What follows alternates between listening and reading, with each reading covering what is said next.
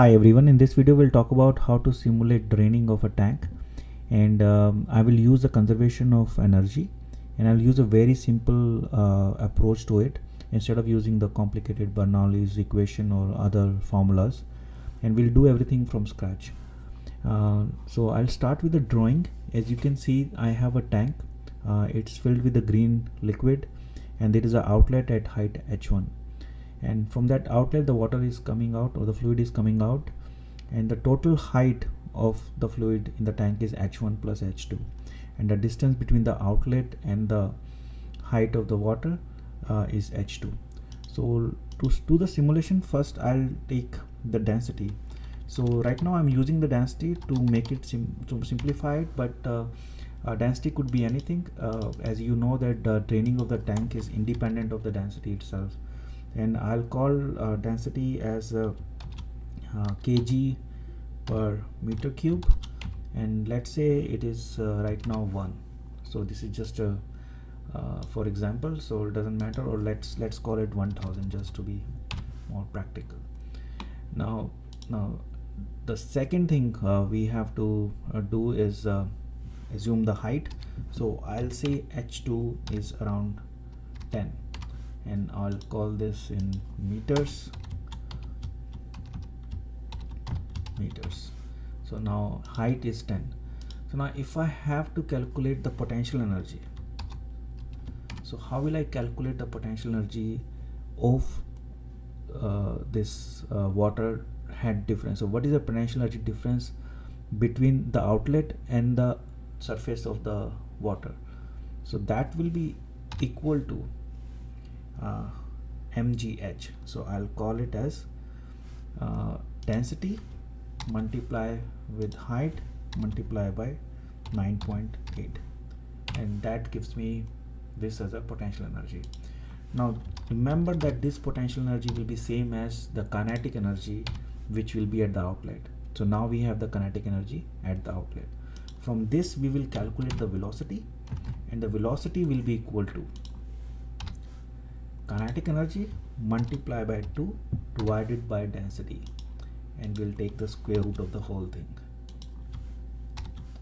So we'll take square root. So that gives me the velocity, and this velocity will be in meters per second. Right now let's say that our delta t, so dt is 0.1 second. Now if dt is 0.1 second, and the area of the surface of the tank is 100 meter square, so I'll call it as meter square,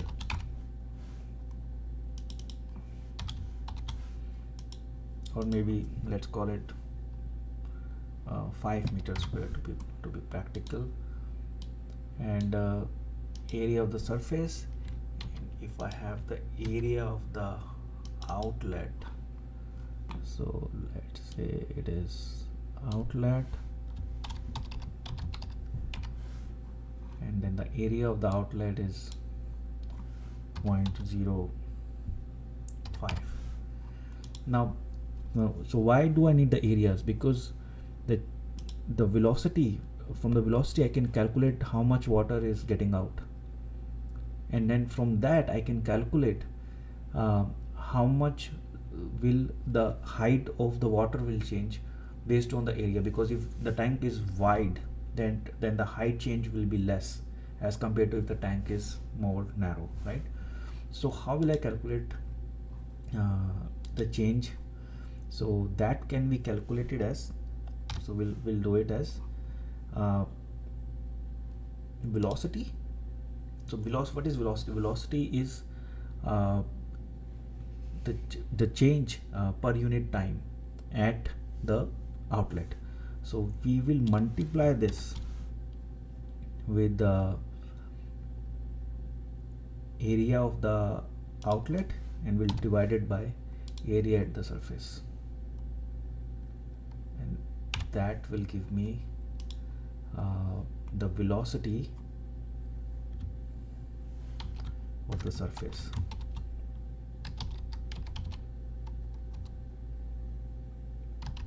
So that is the velocity at surface, and that will be equal to meter per second 2. Now if this is the velocity in meters per second, then let me move it here. Then in dt time, how much delta h will be? So we'll call it as dh2. So delta h2 will be equal to dt into velocity. So that gives me the change in the height. So now why I have a dt, I can because I'm using the smallest time period. So the smaller the time period you will use, the more accurate the simulation will be. But to save the time here, I will not use it that small, so that I can get the simulation done faster. So I'll use it as 1.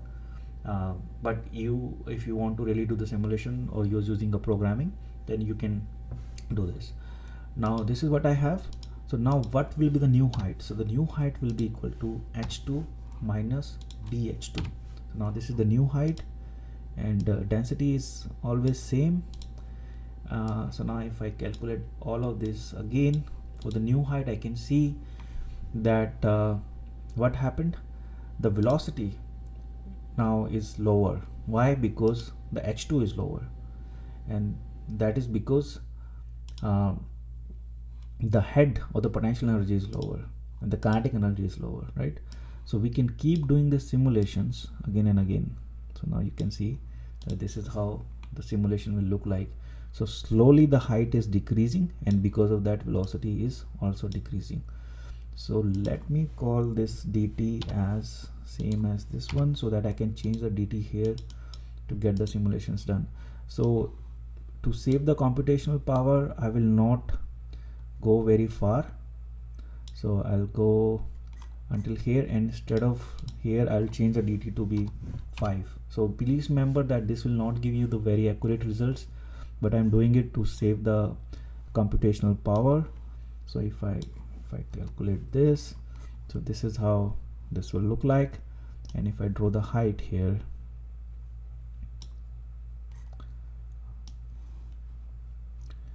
this is acting funny a bit. Now I can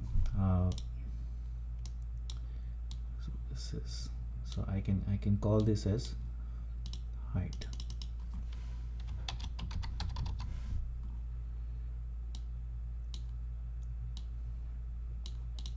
Now if I have to draw the velocity, then I can copy the same, plot it like this, and select this graph and move this to velocity. So now you can see, so the velocity is decreasing with time, and so we can call this as velocity, and this one is height. So this is how we can simulate the draining of the tank. Now if you want to make it more interesting, we can also look at the trajectory of the water. So because we know the velocity, so what we need is the time of the flight. So now we know that the actual height, so let's say h1. So now we need h1. So why do we need h1? We need h1 because the water has to touch the ground and to make the trajectory, right? So the h1 is, suppose h1 is also 10. So the water can fly in the air until it drop down by 10 meters. So how will I calculate the time, right? So velocity initially is 0 in y direction. So if I go back to the tank, now you can see that the water is moving in x direction. It's not moving in the y direction. So velocity in the y direction is 0, right? So how long it will take for it to cover the distance h1? So that we can calculate using the distance acceleration relationship. So we have to calculate the time. So time of flight. so T of flight, so that will be equal to, so we know that distance is equal to half AT square, so we have to multiply, so we have to, so this is the distance into 2 and divided by 9.8, and we'll do the square root, so that will give me the time of flight. Now we have the time of flight, so this is the time it will take for water to touch the ground.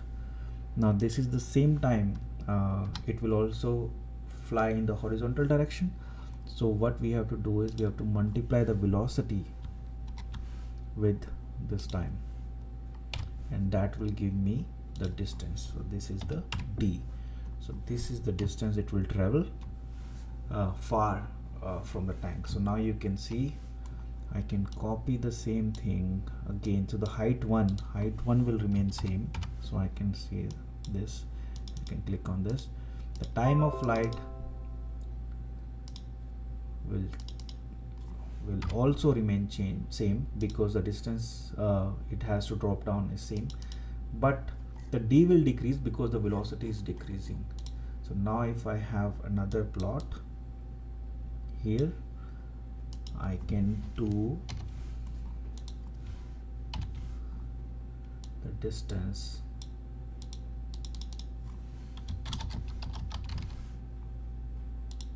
as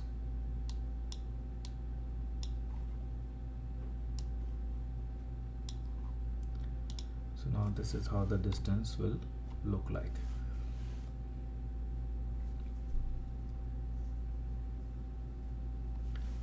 So the distance will decrease as the water will drain. So this is how we will simulate the draining of a tank. So I hope this video helped, and if you have any question, please let me know. We can make it more interesting if we can animate this draining of the tank, but for the animation we will have to use VBA, and that will make it more complicated. So right now I'm not going in this direction, but I'll see you in the next time. Thank you.